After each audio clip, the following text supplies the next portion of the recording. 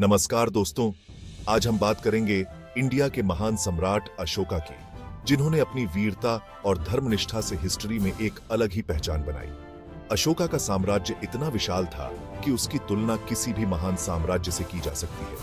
उनके शासनकाल में कला, संस्कृति और विज्ञान ने भी खूब प्रगति की। अशोका एक ऐसा नाम जो पावर और करुणा का प्रतीक है, जिन्होंने एक बहुत बड़े साम्राज्य पर राज्य किया और फिर बुद्धिस्ट धर्म अपनाकर पूरी दुनिया को अहिंसा का संदेश दिया। उनके शासनकाल में कई महत्वपूर्ण नीतियां लागू की गईं, जिनका प्रभाव आज भी देखा जा सकता है। उन्होंने अपने जीवन में कई युद्ध लड़े, लेकिन कलिंग युद्ध ने उनकी सोच को पूरी तरह से बदल दिया। आइए जानते हैं उनके लाइफ के कुछ ऐसे पहलुओं को, उनके शासन के यूपीएस एंड डाउन्स और उस यात्रा को जिसने उन्हें चंड अशोका से धम्म अशोका बना दिया। अशोका ने अपने शासनकाल में कई स्तूप और विहार बनवाए, जो आज भी उनके महान कार्यों की गवाही देते हैं। उनके द्वारा स्थापित किए गए स्तंभों पर लिखे गए शिलालेख उनके धर्म और नीति के प्रति उनकी प्रतिबद्धता को दर्शाते हैं। उनके जीवन की यह यात्रा हमें सिखाती है कि सच्ची शक्ति करुणा और अहिंसा में निहित है। सम्राट अशोका महान मौर्य वंश के तीसरे शासक का जन्म 304 ईसा पूर्व में हुआ था। उनका जन्म एक शाही परिवार में हुआ था, जहां उन्हें बचपन से ही राजसी जीवन के सभी गुण सिखाए गए। उनके पिता सम्राट बिंदुसार ने एक विशाल साम्राज्य की नींव रखी थी।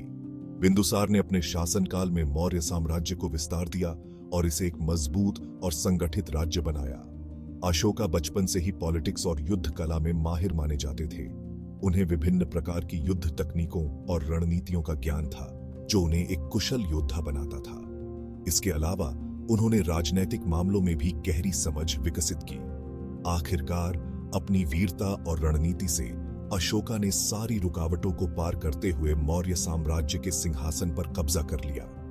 उन्होंने अपने विरोधियों को परास्त किया और अपनी शक्ति का प्रदर्शन किया। ये एक युवा और महत्वाकांक्षी राजा के शासनकाल की शुरुआत थी, जिसने आगे चलकर हिस्ट्री की दिशा ही बदल दी।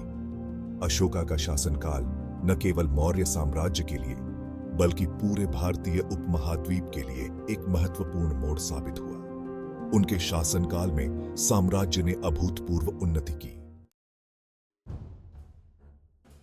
अशोका के शासनकाल में मौर्य साम्राज्य अपनी चरम सीमा पर पहुंच गया। पूर्व में बंगाल की खाड़ी से लेकर पश्चिम में अफगानिस्तान तक और उत्तर में हिमालय से दक्षिण में कर्नाटक तक बहुत बड़ा भूभाग अशोका के अधीन था। सड़कों का निर्माण, व्यापार को बढ़ावा और न्याय व्यवस्था में सुधार अशोका के शासनकाल की महत्वपूर्ण उपलब्धियां रही। ये वो समय था जब इंडिया ने शांति और समृद्धि देखी और अशोका का नाम हिस्ट्री में हमेशा के लिए अमर हो गया। अशोका के शासनकाल का 8वां वर्ष एक ऐसा मोड़ लेकर आया जिसने उनकी लाइफ हमेशा के लिए बदल दी। कलिंग का युद्ध, जो अशोका की महत्वाकांक्षा और जीत की चाहत का प्रतीक था, उनके हृदय परिवर्तन का कारण भी बना। इस युद्ध ने न केवल उनके साम्राज्य को विस्तार दिया, बल्कि उनके जीवन के मूल्यों को भी बदल दिया। उन्होंने खुद युद्ध के बाद के मंजर को देखा, लाशों के ढेर, घायलों की चीखें और विधवाओं का रोना। यह दृश्य उनके दिल को चीर गया। इस भयानक अनुभव ने अशोका को हिलाकर रख दिया। उन्होंने महसूस किया कि युद्ध की जीत के पीछे कितनी पीड़ा छुपी है।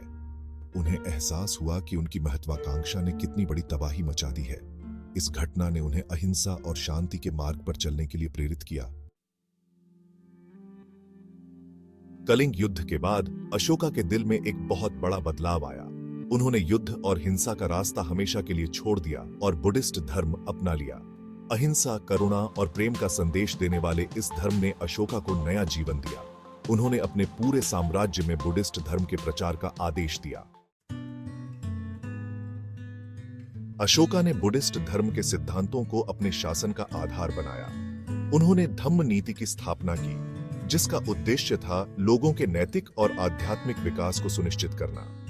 अशोका ने अपने शिलालेखों में धम्म के सिद्धांतों का उल्लेख किया है, जिनमें अहिंसा, सत्य, दया, क्षमा, पवित्रता, दान और आत्मसंयम जैसे गुणों को अपनाने पर जोर दिया गया है। कलिंग युद्ध से पहले अशोका को चंड अशोका कहा जाता था। कुछ इतिहासकारों का मानना है कि अशोका अपने शुरुआती दिनों में एक क्रूर शासक थे, जिन्होंने सिंहासन पाने के लिए अपने भाइयों की हत्या तक कर दी थी। हालांकि इन बातों का समर्थन करने के लिए पक्के प्रूफ्स नहीं हैं। बुद्धिस्ट ग्रंथों में अशोका के परिवर्तन को लेकर कई चमत्कारी कहानियां मिलती हैं। कहा जाता है कि कलिंग युद्ध के बाद अशोका इतने दुखी हुए कि उन्होंने बुद्धिस्ट भिक्षुओं को अपने महल में बुलाया और उनसे धम्म की शिक्षा ली। अशोका ने अपने शासनकाल में बुद्धिस्ट धर्म के प्रचार के लिए बहुत मेहनत की। उन्होंने अपने साम्राज्य और उसके बाहर बुद्धिस्ट भिक्षुओं को धम्म का प्रचार करने के लिए भेजा। श्रीलंका, बर्मा, थाईलैंड, तिब्बत, चीन और जापान जैसे देशों में बुद्धिस्ट धर्म का फैलाव अशोका के प्रयासों का ही नतीजा था। सम्राट अशोका का प्रभाव इंडियन हिस्ट्री और संस्कृति पर हमेशा के लिए बना रहेगा। उन्हें न सिर्फ एक महान शासक के रूप में याद किया जाता है, बल्कि एक ऐसे व्यक्ति के रूप में भी जो पावर और करुणा का अनोखा मेल थे।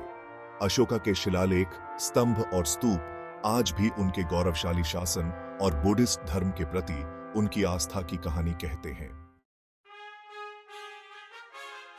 अशोका के शिलालेख, जो पूरे इंडियन उपमहाद्वीप में पाए जाते हैं, प्राचीन इंडिया के हिस्ट्री और संस्कृति को समझने के लिए महत्वपूर्ण है।